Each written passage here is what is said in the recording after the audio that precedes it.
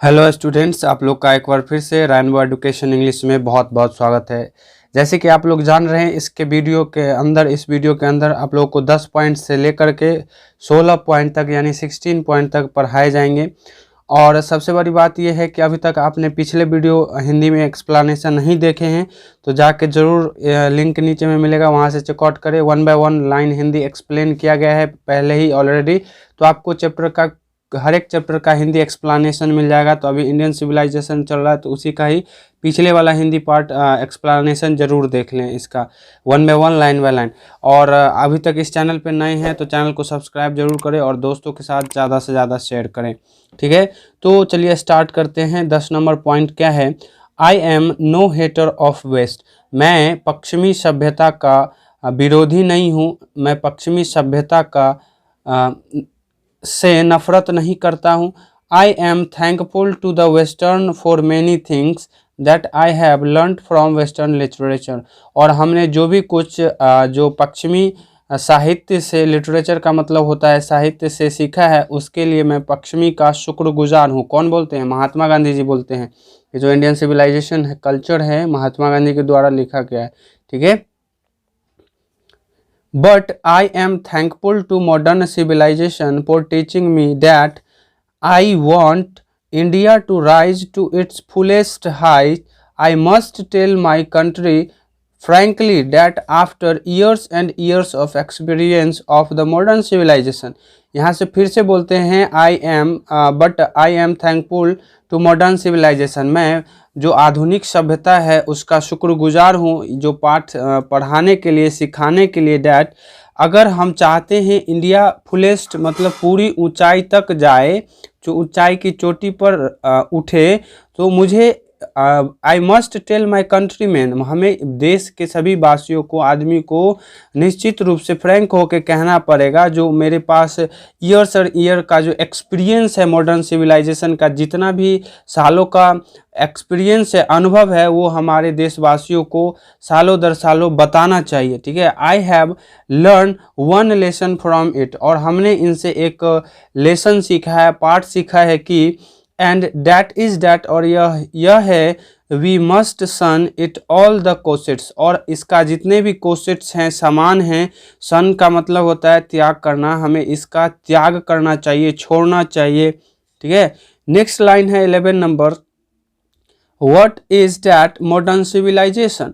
आधुनिक सभ्यता क्या है? It is the worship of material, और जो यह भौतिकवाद, मटेरियल का मतलब होता है यहाँ से भौतिकवाद, सामग्री, मटेरियल कुछ भी सामान, जो इसकी पूजा करना होता है, भौतिकवाद की पूजा करना होता है। It is the worship of the brute in us, और यह जो पूजा करना क्रूरता के खिलाफ माना गया है, ठीक है। इट इज़ अनअडल्टरेट मटेरियल, और यह जो है अनअडल्टरेट मटेरियल का मतलब होता है जो शुद्ध बोल सकते हैं, है तो, लेकिन and modern civilisation is nothing, जो आधुनिक सभ्यता कुछ भी नहीं है, if it doesn't think at every step of triumph of the material civilisation. यहाँ से ट्रिम्फ का मतलब होता है जीतना, जो भी किसी के ऊपर जो हम विजय पाते हैं, अगर यह सामग्री के विजय के हर चरण पर नहीं सोचता है तो यह जो आधुनिक सभ्यता है वह कुछ नहीं है।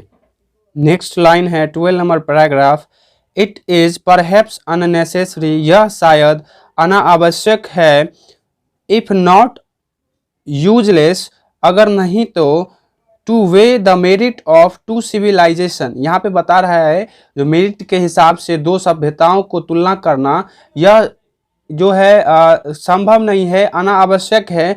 जो आप देख सकते हैं, जो इंडियन का जो सिविलाइजेशन है, हम लोगों का भारतीय सभ्यता है, वो सर्वोपरि है, भारत में सभी से ऊंचा है। जैसे कि अभी कोरोना वायरस के टाइम पे आप लोग देख सकते थे, और अभी भी जो एक दूसरे से लिंक ना बनाने के लिए फोल्डेड हैंड का हाथ जोड़ के जो नमस्कार किया जाता था, वो भी प्रचलन, क्योंकि कहीं ना कहीं कोई सा भी पार्ट हो हमारे भारतीय सभ्यता और संस्कृति का, वो महान है। तो इसीलिए हमें अपनी सभ्यता को अपनाना चाहिए। और यहाँ से बोला है इस लाइन के हिसाब से, जो of to merits of weigh the merits of the two civilisation, दो सभ्यताओं को तुलना करना, यह जो है अनावश्यक होगा, ठीक है। It is likely that West has evolve, civilisation suited to its climates and surrounding. आप जानते हैं इवॉल्व का मतलब विकसित होना हो गया हो। यह संभव है जो पश्चिमी सभ्यता है, पश्चिमी ने अपने जलवायु और परिवेश के हिसाब से उसके अनुकूल से अपने आप को ढाल लिया है, विकसित कर लिया है। Similarly we have a civilisation suited to our condition. वैसे ही हम लोगों के पास अपना सभ्यता है जो हम लोगों के अनुकूल स्थिति में है। And both are good in their prospective spheres. यहाँ से स्फीयर्स का मतलब हो गया क्षेत्र, और दोनों ही अपने अपने जगहों पे जो है सही है, अपने अपने क्षेत्रों में सही है। 13 नंबर पैराग्राफ है। 13 number, the distinguish characteristic of modern civilisation is an indefinite multiplicity of human wants. ये जो आधुनिक सभ्यता है, कैरेक्टरिस्टिक का मतलब होता है विशेषता। आधुनिक सभ्यता की जो विशेषता है, गुण है, वह मानव चाहत की, ये जो मानव चाहत है उसका अनिश्चितता का चाहत है, अनिश्चितता का बोध कराता है। The characteristic of ancient civilisation is an imperative restriction upon and a strict regulating of these wants. ये जो प्राचीन, एंशिएंट का मतलब होता है प्राचीन सभ्यता का जो विशेषता थी, वह इन चाहतों का क्या करती थी, रोक करती थी, स्ट्रिक्ट करती थी, रिस्ट्रिक्शन करती थी, रोक करती थी। ठीक है, और यहाँ से आप लोग देख सकते हैं इम्पेरेटिव का जो मतलब होता है अनिवार्य, जो रोक करना, फिक्स था, आदेश। रिस्ट्रिक्शन का मतलब रोक समझते ही हैं। ठीक, द मॉडर्न और western instableness arise really from want of living faith in future state and therefore also in divinity।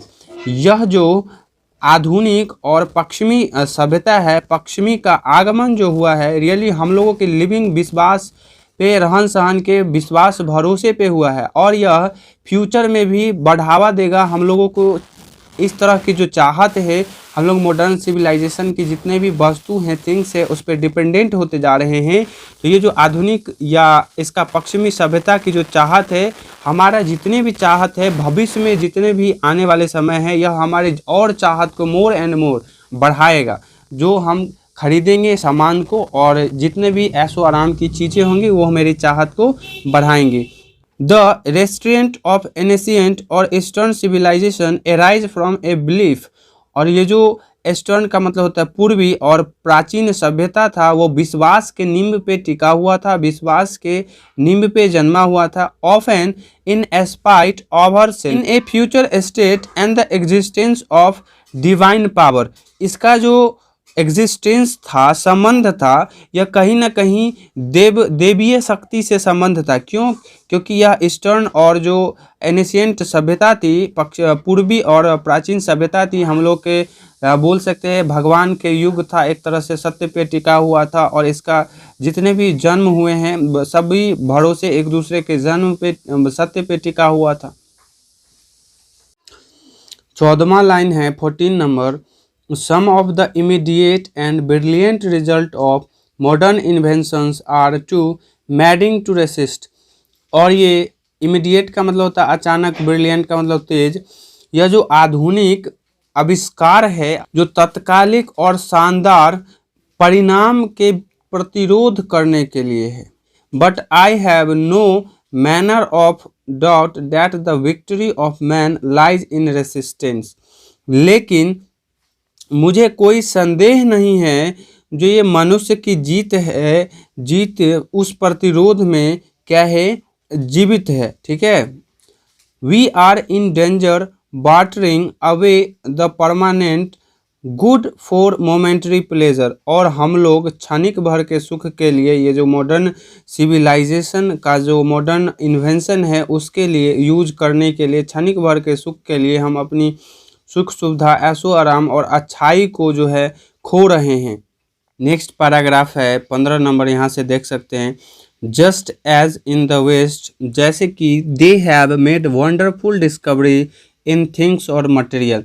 जैसे कि ये बता रहे हैं पश्चिमी सभ्यता के बारे में, ये जो आश्चर्यजनक डिस्कवरी किए हैं, अच्छे अच्छे खोज किए हैं भौतिकवाद का, भौतिक चीज़ों का, सामान का।